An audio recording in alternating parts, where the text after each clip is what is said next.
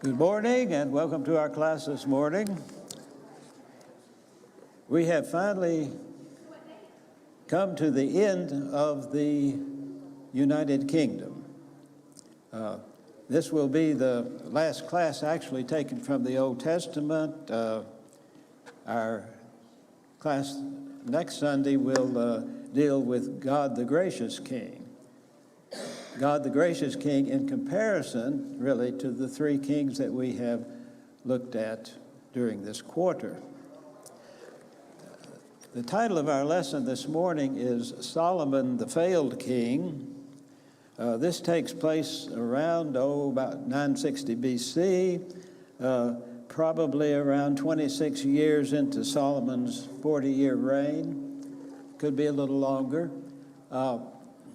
Solomon has built the temple, completed the temple, completed his own palace, which took longer to complete than the temple did, then completed a palace for his principal wife, which was the daughter of Pharaoh, and of course had probably entered into many construction projects along the line.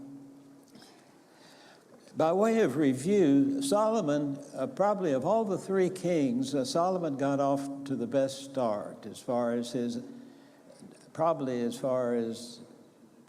attitude may not have been quite up to that of his father David, but he certainly didn't have to go through all the trials that his father David went through before he became king.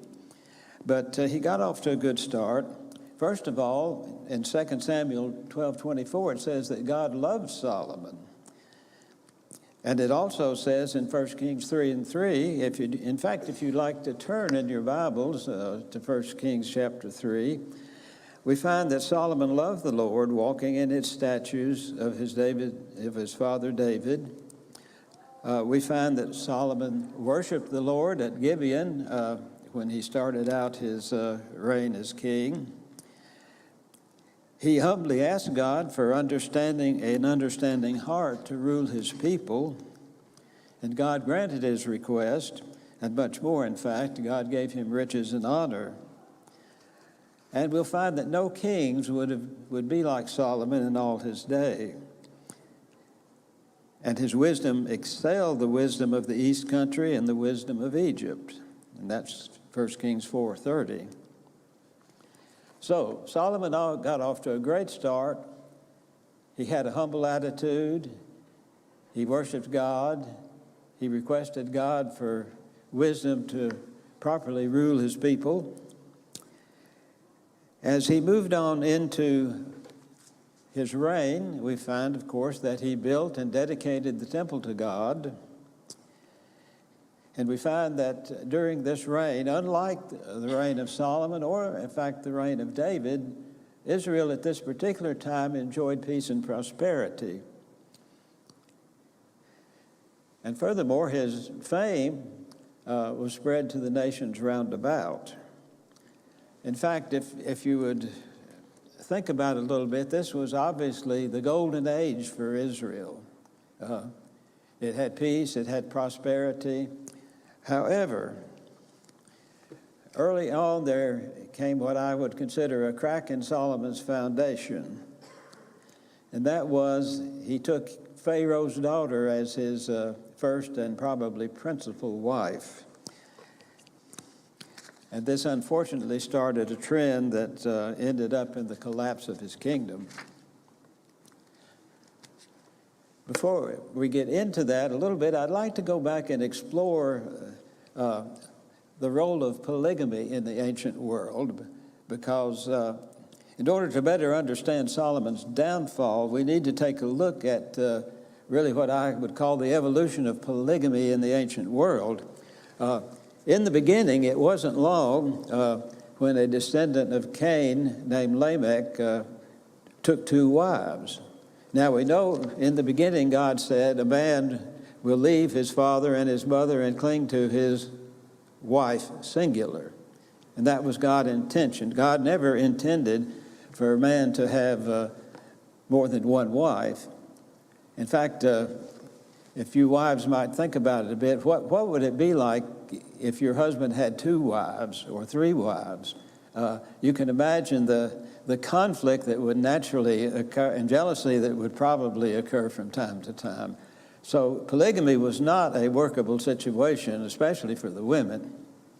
And we find many cases of this in the Old Testament, whether it's Hannah and her Peninnah, her rival, or if you look at Jacob and his 2 wives and his 2 concubines, as I would call them, which were the handmaidens of his wives.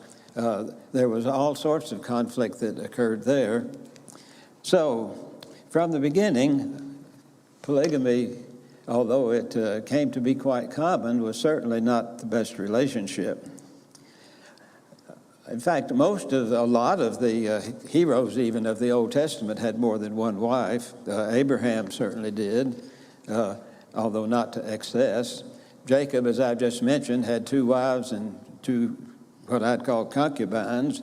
Gideon had a number of wives and a lot of children. And Elkanah, as we mentioned, who was Hannah's husband, had 2 wives. And there's no indication really in the Old Testament that God forbid or even frowned on taking more than 1 wife. In fact, actually, in one case, it was actually commanded by God, and that was if brothers dwell together, and this is from Deuteronomy 25:5. If brothers dwell together and one of them dies and has no son, the wife of the dead man shall not be married outside the family to a stranger. Her husband's brother shall go into her and take her as his wife and perform the duty of the husband's brother to her. In addition to wives, men also took concubines. Now, the difference between a concubine and a wife is a little hazy, but she was just as bound to the husband as was the wife, the concubine, that is. Children born to the concubine generally were considered as if they had been born to the wife. And this would be like in the case of Rachel and Leah's handmaidens. The children that were born to Leah's handmaidens were considered Leah's children also.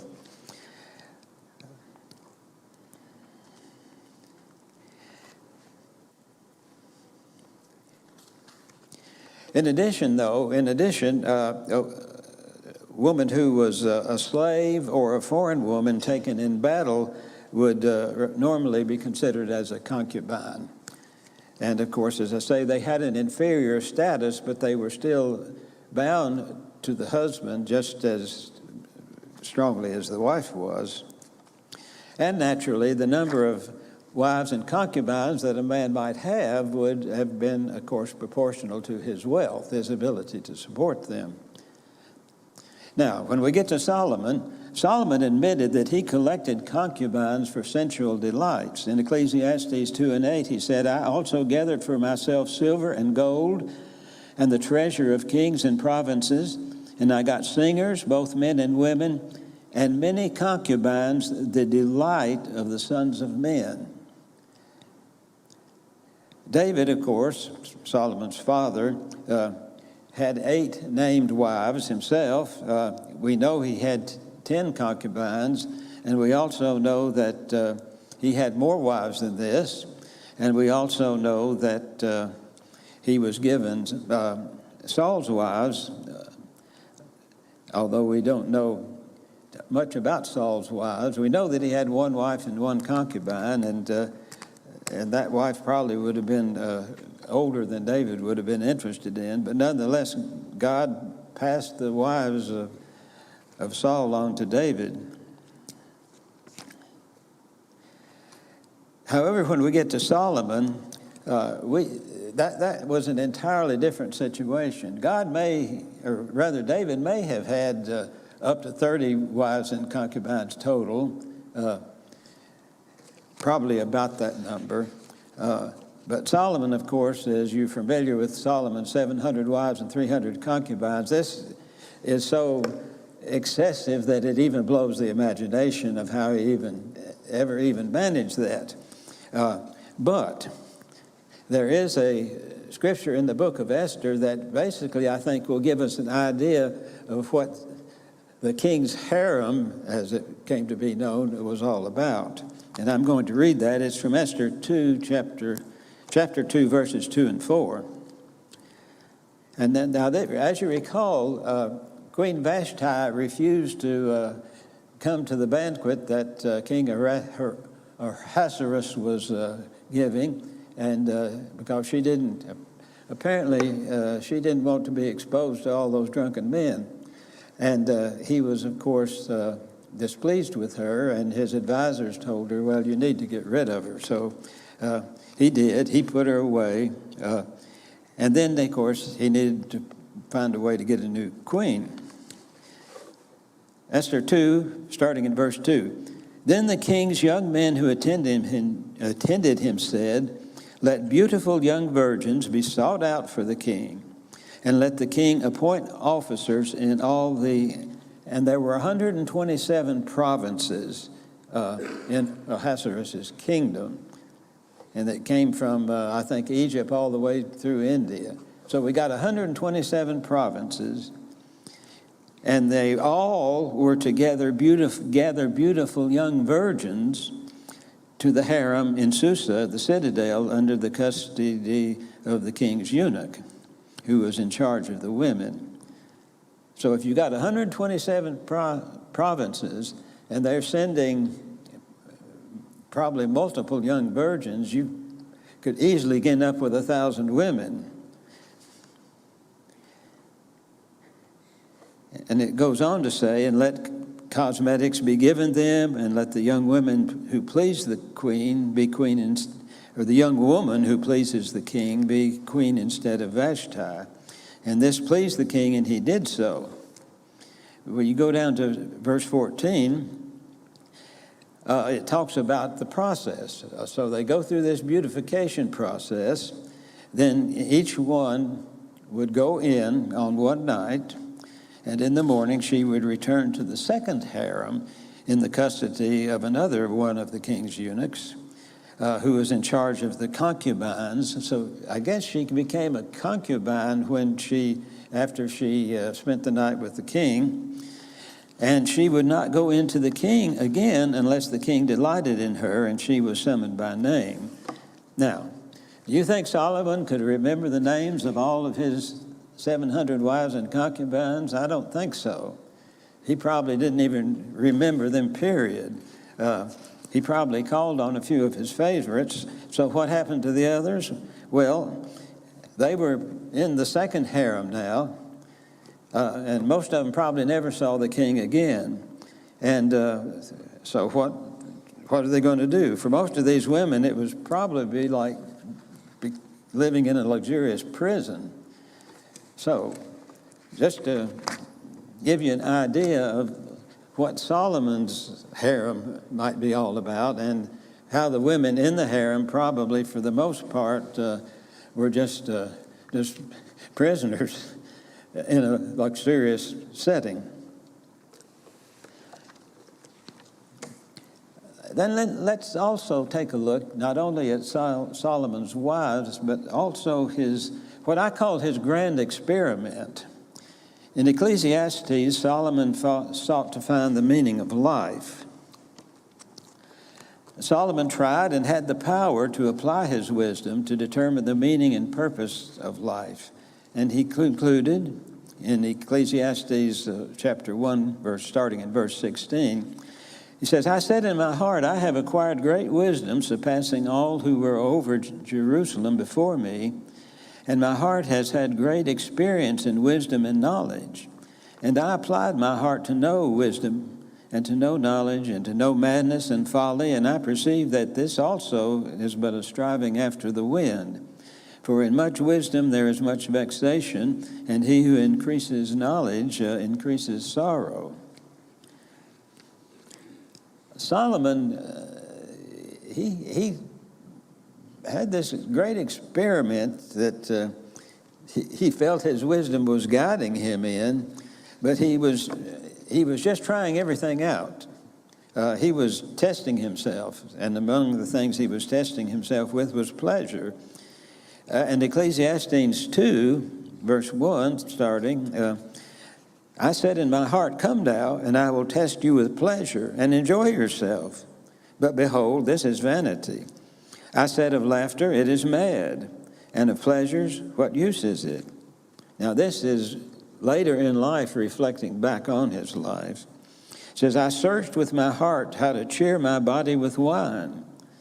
My heart still guiding me with wisdom, which would be a little hard for me to figure out if he's drunk, and how to lay hold on folly till I might see what was good for the children of man to do under heaven during the few days of their life.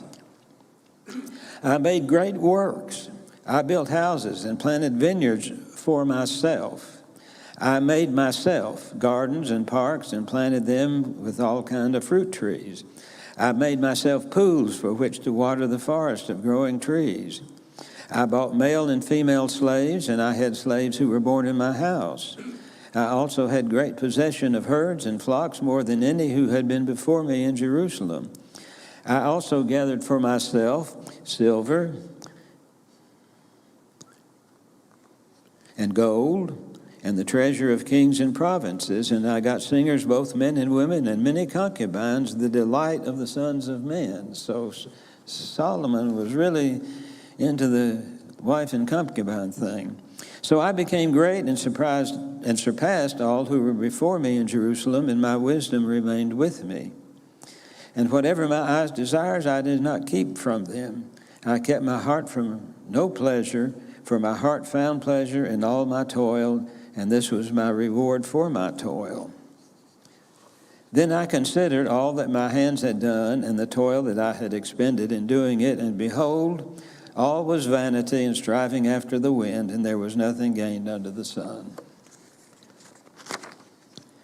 So, this comes to the next section of our lesson, and I've entitled that, A Divided Heart Leads to Sin. Solomon's divided heart led him to sin. First of all, the prosperity and fame of King Solomon has, although it had put his kingdom on the map, and although foreign royalty had come to see them for themselves both the lavish wealth and the wisdom of Solomon, and that comes from 1 Kings 4:34 and 2 Chronicles 9:1. But for all the wisdom, Solomon could not see that his kingdom was crumbling around him. He could not see it because he had focused on the wrong things. One distraction, other than his wives, of course, was his focus on construction projects, resulting in higher taxes, conscripted labor, which became an increasing burden on the population. Yet, in the final analysis, his downfall was the thing that he loved the most, and that was his women. Intermarriage with foreign women was one of Israel's greatest problems, and this was from the very beginning. This went throughout the cycle of the judges, and very often it led, and most often it led to idolatry. In fact, in the book of the Judges, you have this cycle between idolatry, then God bringing disaster on them, and they repent, and God appoints a judge, and the judge delivers them from their enemies, and they have peace for a while, then they fall back into the same situation. And this goes through cycles of there are a total of 15 judges, so you can see how many cycles it goes through.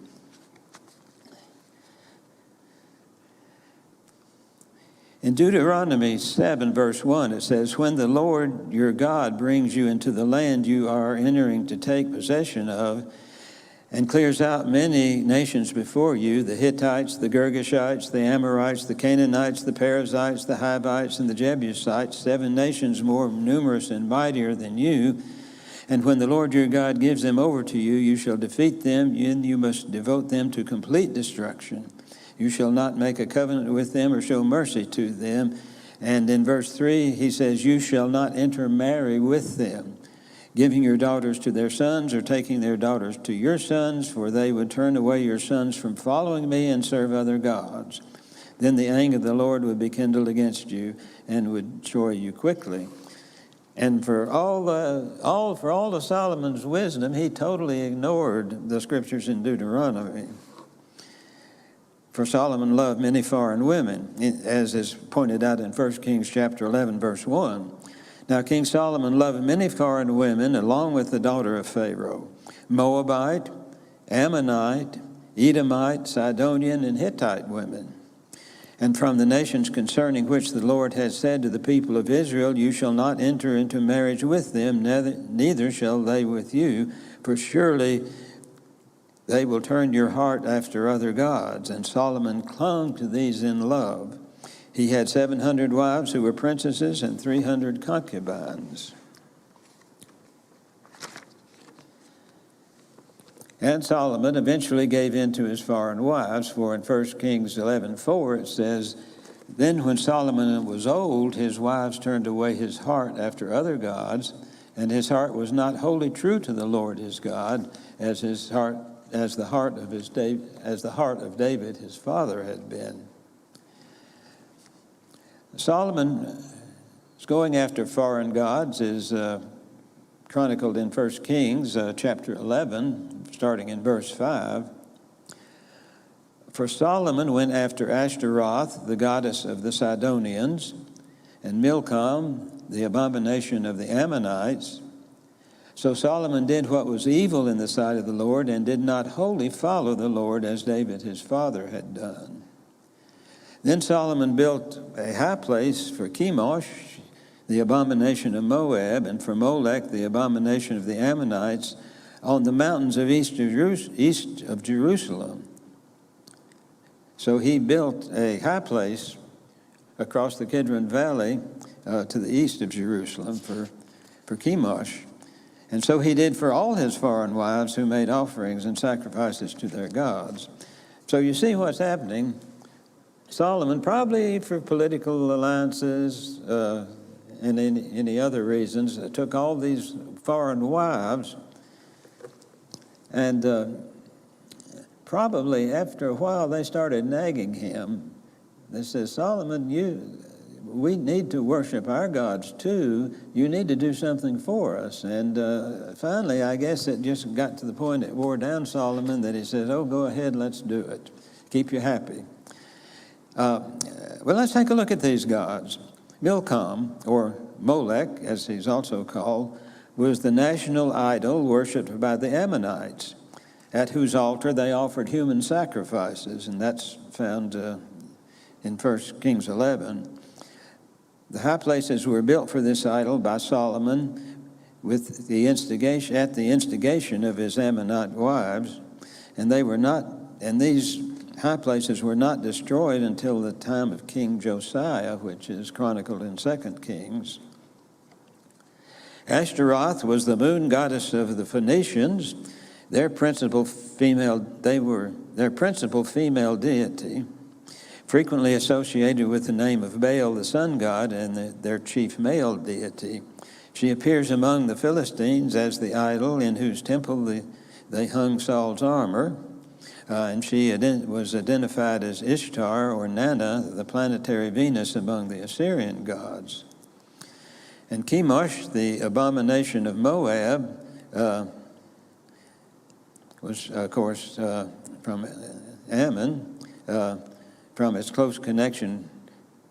Ammon, from its close connection with Moab, also worshipped Chemosh, but Molech was their peculiar deity. Solomon introduced it, but Josiah later overthrew Chemosh worship in Jerusalem. A black star, according to the Jewish tradition, was his symbol, whether as identical with Mars or Saturn. Jerome states that Dibon was his chief seat of worship. So Solomon accommodated his wives by building them altars in Jerusalem to worship the gods. Those altars remained in Jerusalem with few exceptions under future kings, except for perhaps Hezekiah and Josiah, who, let's take Hezekiah, for example. Hezekiah cleaned house as far as all the foreign gods were concerned. But his son Manasseh, as soon as Hezekiah died, his son Manasseh brought them all back. And Manasseh was probably the most evil king in all the history of Israel. So although you had a few good kings, a few reformers in Israel, as soon as they died, Israel reverted back to all the idols that it was considered to worship. And of course, the most abominable practice was the burning of their babies in sacrifice to, to Milcom or Molech. So things got pretty bad. Well, that was so. The foreign wives and the idolatry that were brought in by the foreign wives that really Israel was never able to purge itself of, except after the captivity, as the remnant comes back to settle the land, they initially had a problem with it because they started intermarrying, and some of the prophets called them to task on it, and apparently finally had them put away all these foreign wives. And from that time on, probably till the time of Christ, it appears that idolatry was pretty much purged from Israel. But that was one of the main reasons for the fall of the kingdom, the United Kingdom. But there's another one also. And that was that Solomon laid such a heavy yoke on his subjects. First of all, let's look at his building projects. Solomon had a tremendous project to build the temple, which was 7 years. As I recall, it took him 10 years to subsequently build his palace, and then he had to build a palace for Pharaoh's daughter, and his own palace would have had to more than likely would have had to accommodate all his 700 wives and 300 concubines. Can you imagine such a huge complex that would have to be built? Well, take a look at the building projects. In the building of the temple, Solomon conscripted all 153,600 resident aliens for the building of the temple. So they were basically slaves. 3,600 men were made to be overseers. 70,000 men were made to bear burdens. 80,000 men were to quarry stones. You see the building of the Egyptian pyramids. Well, the building of the temple was on that same scale.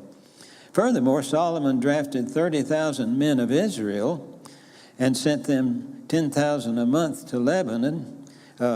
They would work 1 month in Lebanon, then they would come back home and work 2 months at home, stay 2 months at home, and then they'd have to go back. And now can you imagine a farmer or somebody that's dependent, who's laboring hard every day out of the year except the Sabbath day, what that's going to do if he loses 1 day out of 3.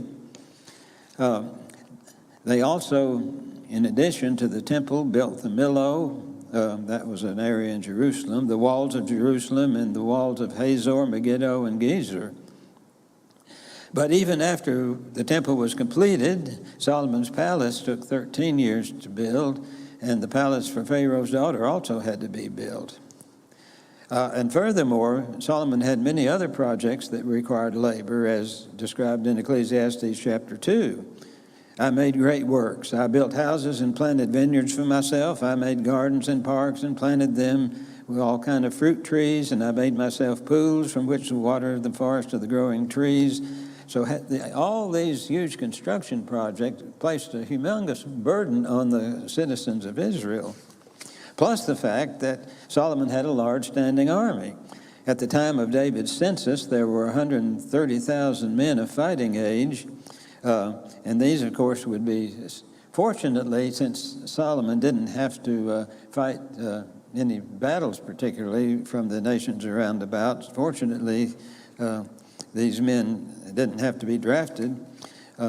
He also had 4,000 stalls for horses and for his chariots, and 12,000 horsemen in addition to foot soldiers, and these would be his standing army. And if you go back to Deuteronomy, in Deuteronomy 17,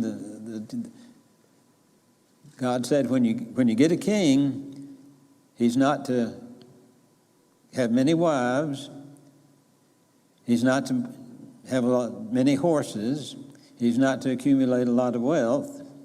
So you see, Solomon, as far as Deuteronomy chapter 17 was concerned, Solomon basically broke every rule in the book. Now, consider Solomon's palace. You've got 700 wives, 300 concubines, and all sorts of administrators to oversee these projects and all like that. And these all have to be fed. So how did Solomon do that? Well, the kingdom was divided into 12 administrative districts, and each district was to provide a month's provision. And those were probably 28-day months because they were on the lunar cycle. But they had to bring provisions for the king's table. Now, in the Bible, these that are measured by quantity are in cores, C-O-R-S, based on Josephus' estimate. I was able to convert these into our term of bushels, and here's what it would amount to. You would have had to brought in that month 78,057 bushels of fine flour, 15,775 bushels of meal, 300 fat oxen, 600 pasture-fed cattle, 3,000 sheep, and in addition, deers, gazelles, roebucks, and fatted fowl.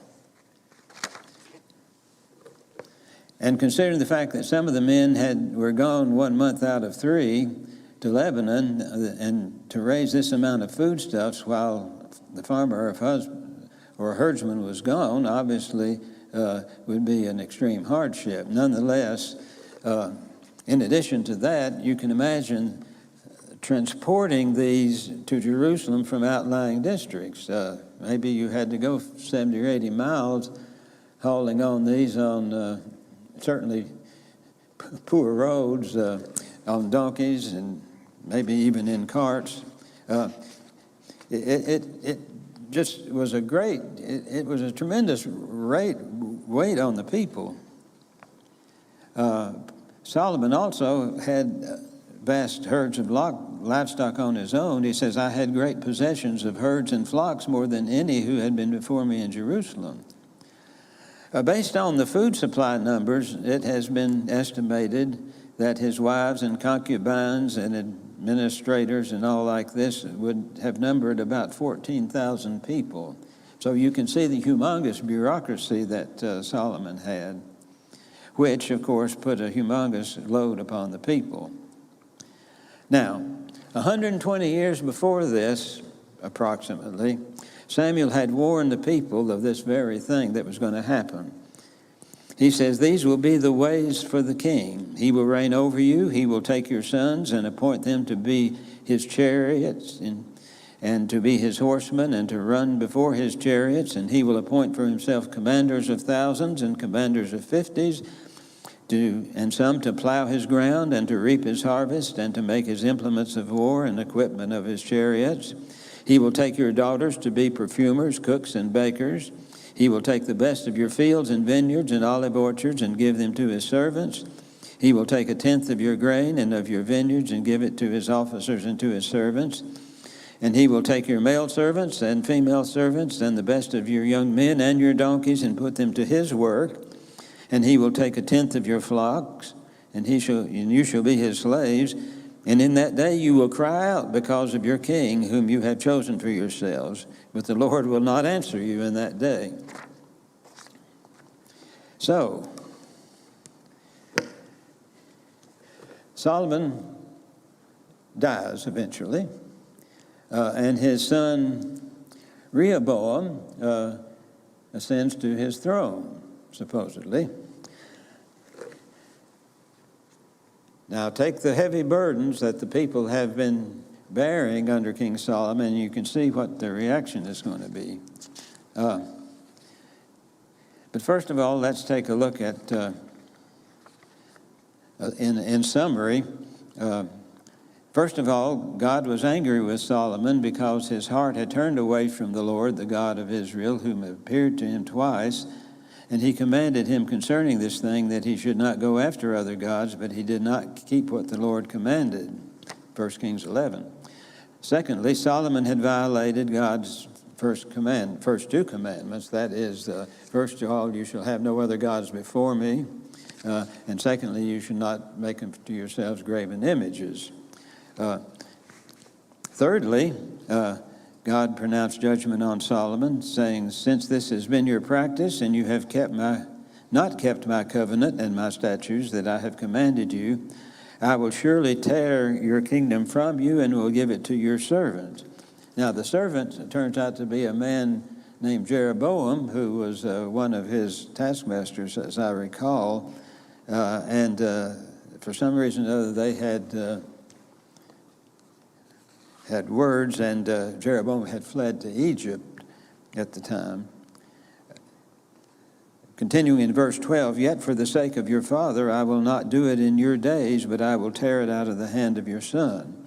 However, I will not tear away all the kingdom, but will I give one tribe to your son for the sake of David my servant, and for the sake of Jerusalem that I have chosen. Now, here we come to, as Ryan was talking about God's unchanging covenant, God's judgment on Solomon was tempered by God's covenant grace, which was promised to David. In 2 Samuel 7:4, concerning Solomon, says, I will be to him a father, and he shall be to me a son, and when he commits iniquity, I will discipline him with the rod of men and the stripes of the sons of men. But my steadfast love will not depart from him, as I took it from Saul, whom I put away before you. And your house, that is David's house, and your kingdom shall be made sure forever before me. Your throne will be established, of course, and it was. David, through Solomon, through Rehoboam, the line goes all the way down to Jesus. And, of course, Jesus was king forever. So we see again that God in this case, see that he was faithful to keep his covenant promises, regardless of how poorly some of his sons behaved. And he graciously preserved a remnant from which the sinless Messiah, Jesus, would come. For God's love and his mercy are unmatched. Well, let's come to Rehoboam now. Solomon has died. So it's about 931 BC. Rehoboam goes up to Shechem, goes from Jerusalem up to Shechem to be installed as king. And, of course, it so happens that Jeroboam comes back from Egypt.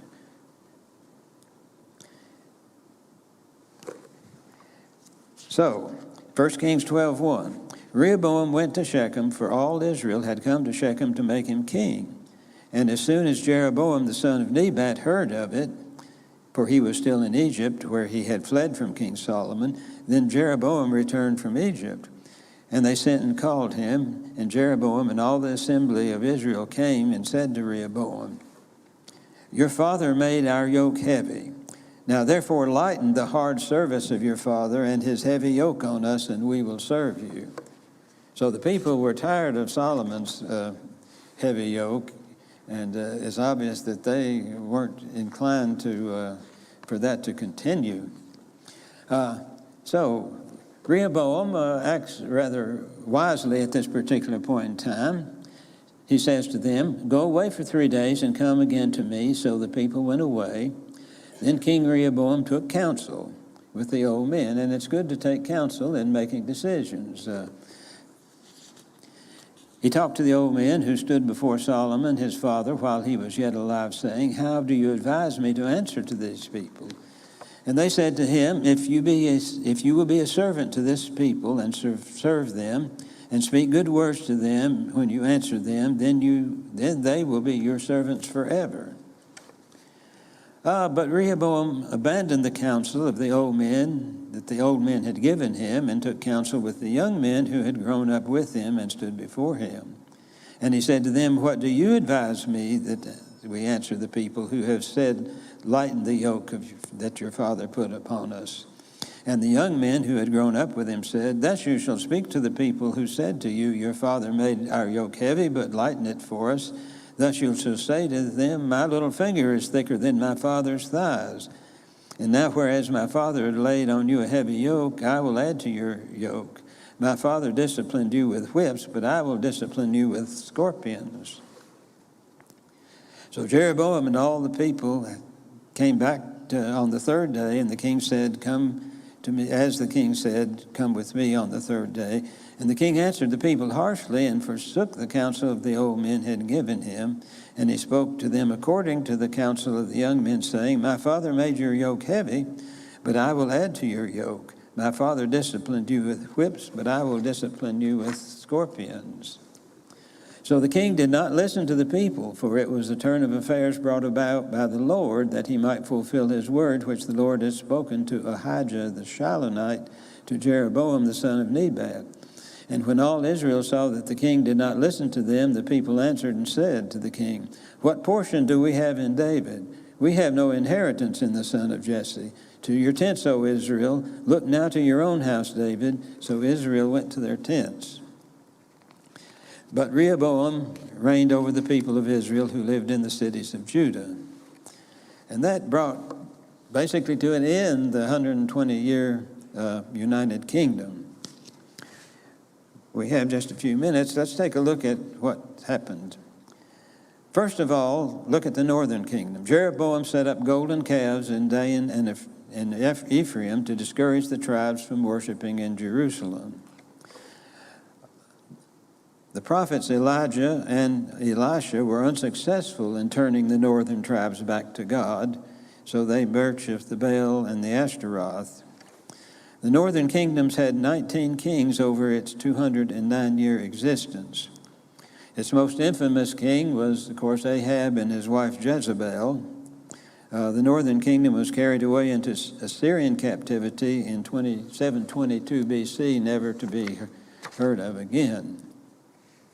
On the other hand, looking at the southern kingdom was comprised of the tribes of Judah, Simeon, and Benjamin.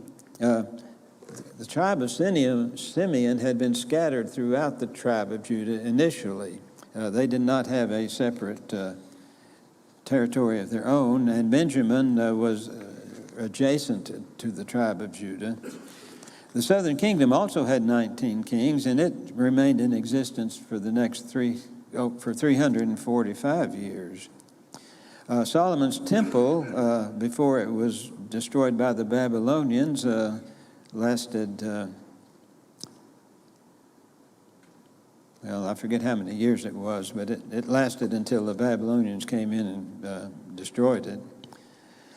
As a result of Solomon's wives, the southern kingdom was plagued with idolatry for most of its existence. While kings such as Hezekiah and Josiah destroyed idols, subsequent kings reintroduced them. Idolatry reached its peak under Manasseh, who was the son of Hezekiah. And worship on the high places continued throughout the entire kingdom's existence, even under those kings that were considered good kings. The prophet Ezekiel writes of Jerusalem as abominations. And I think I'll just summarize rather than reading the whole thing because our time is a little short. In Ezekiel 16, verse 51, we find this very striking verse, I feel. Samaria has not committed half your sins. Samaria was the capital of the northern kingdom. And they were idolaters constantly, worshiping the golden calves. Samaria has not committed half your sins. You have committed more abominations than they, and have made your sisters appear as righteous by all the abominations that you have committed. After 70 years of Babylonian captivity in 536 BC, a remnant of the southern kingdom returned to Judea. They built a new but less glorious temple, and they restored the sacrificial system of worship, which continued until the Romans destroyed the third temple, which was Herod's temple in AD 70. And the other one that I probably would like to quote was one in the passage in Ezekiel 16, verse 46 to 49, where he says, "Behold, this was the guilt of your sister Sodom. She and her daughters had pride, excess of food, and prosperous ease, but did not aid the poor and the needy. They were haughty and did an abomination before me, so I removed them when I saw it." So really, in fact, it says in verse 48, "As I live, declares the Lord your God, your sister Sodom and her daughters have not done as you and your daughters have done." So Judah at the end was worse than Sodom, which is pretty striking. Well, that brings us to the end. That brings us really to the end of the United Kingdom. Next Sunday, I think Ken will be teaching, but he's going to take a look in contrast to Christ, the righteous King. So thank you for your attention, and we'll see you all next Sunday.